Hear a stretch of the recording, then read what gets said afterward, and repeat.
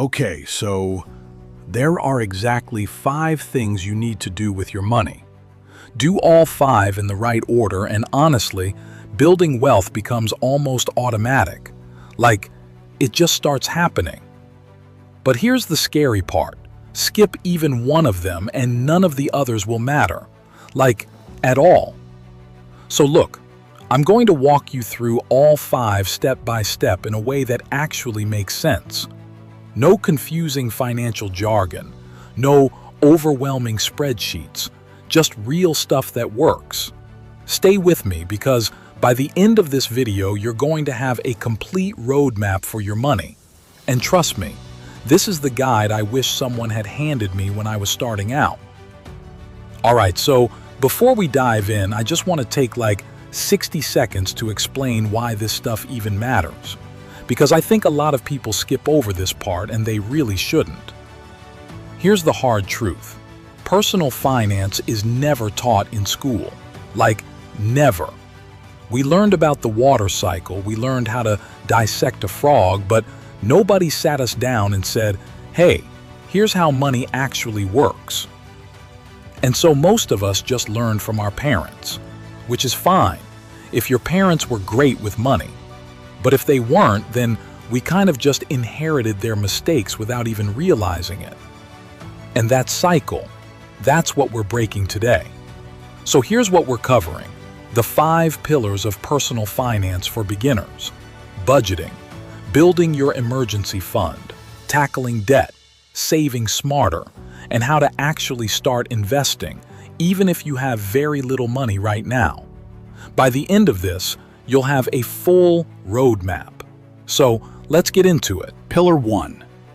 Budgeting. Okay, step 1. And look, I need you to hear me out on this one because I know what you're thinking. Budgeting. Ugh, boring. Yeah, I get it. I used to think the same thing. But here's the thing. Most people think they already know where their money goes every month, and they genuinely don't. Studies show the average person underestimates their monthly spending by 30 to 40%. So if you think you're spending $2,000 a month, you're probably closer to $2,700. That's almost $700 just disappearing every single month. So here's the fix, and it's stupid simple. It's called the 50/30/20 rule. 50% of your income goes to needs: rent, groceries, utilities, getting to work. 30% goes to wants: eating out, Netflix, whatever you enjoy. 20% goes towards saving and paying off debt. That's literally it. You don't need a fancy app or a financial advisor, just those 3 numbers. Now, here's a quick action step. After this video, pull up your last month's bank statement and go through it. Put every transaction into one of those 3 categories: needs, wants, savings. I promise you, that one exercise will completely change how you see your money. And one more thing. People who write down their financial goals are 42% more likely to achieve them. Not people with complicated systems, just people who write it down. Pillar 2. Emergency fund. All right, Pillar 2. This might be the most important part of this entire video. Your emergency fund. This is money you set aside specifically for unexpected situations. Your car breaks down, a medical bill shows up, or you lose your job. Without an emergency fund, any one of those can completely wreck your finances overnight. The goal is to have 3 to 6 months of living expenses saved in a separate account, easy to access, not invested, just safe. Now, if that sounds like a lot, don't panic. Nobody builds it overnight. You build it $50 at a time, $100 at a time, whatever you can manage. The real trick is to automate it. Set up an automatic transfer every payday, because you won't miss what you never see. Think of your emergency fund like a financial seatbelt. You hope you never need it, but the one time you do, it saves everything. Pillar 3. Debt. Okay, pillar 3, debt. Here's something most people don't realize. Not all debt is the same. There's bad debt, credit cards, payday loans, anything with high interest. That stuff drains you every month. Then there's better debt, like mortgages or student loans, which can help build long-term value.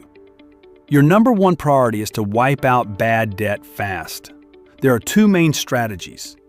The avalanche method, pay off the highest interest debt first. This saves the most money. The snowball method, pay off the smallest balances first for quick wins and motivation. The best method is the one you'll actually stick to. But one rule always applies. Pay more than the minimum.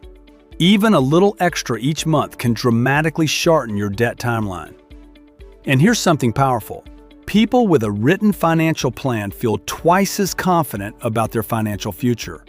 The plan doesn't need to be perfect. It just needs to exist. Pillar 4, saving smart. All right, pillar 4, saving. Most traditional savings accounts pay around 0.01% interest, which is basically nothing. Meanwhile, high-yield savings accounts can pay around 4 to 5% annually. So if you've got $5,000 sitting in a regular account, you're potentially losing $200 or more every year for doing nothing differently. That's free money you're missing. So after this video, just search for a high-yield savings account. It takes about 10 minutes to set up. And beyond your emergency fund, start saving for specific goals: a car, a house, a vacation. Give every dollar a job. That's when saving stops feeling like a sacrifice and starts feeling like progress. Pillar 5, investing. And now, investing.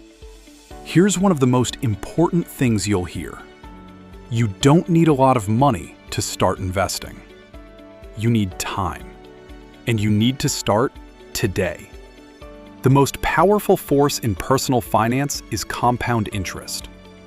If you invest $200 a month starting at age 25 with an 8% return, by 65, you'll have over $700,000.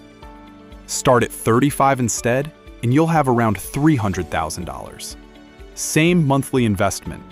The only difference is time. That's a $400,000 difference just from waiting 10 years. So how do you start? Index funds. Something like an S&P 500 index fund, which invests in the 500 largest companies. You're not picking stocks. You're investing in the entire market. You can start with platforms like Fidelity, Vanguard, or Schwab, sometimes with as little as $1. One important rule: never invest money you'll need in the next 1 to 2 years. Investing is a long-term game. Budget using 50/30/20. Build your emergency fund. Eliminate bad debt. Use a high-yield savings account. Start investing in index funds. That's the entire foundation of personal finance. Now here's what I want you to do. Pick just one of these 5 pillars, the one where you feel most behind, and take one action this week. Not something huge, just one small step. Check your bank statement, open a savings account, set up a transfer. Because the difference between people who build wealth and those who don't isn't knowledge, it's action. Action is the whole game. So that's it. The complete personal finance foundation. If this helped you even a little, hit the like button. It helps this reach more people who need it. And if you want more content like this, investing, debt strategies, real wealth building, make sure you subscribe to Wealth Insight. I'll see you in the next one.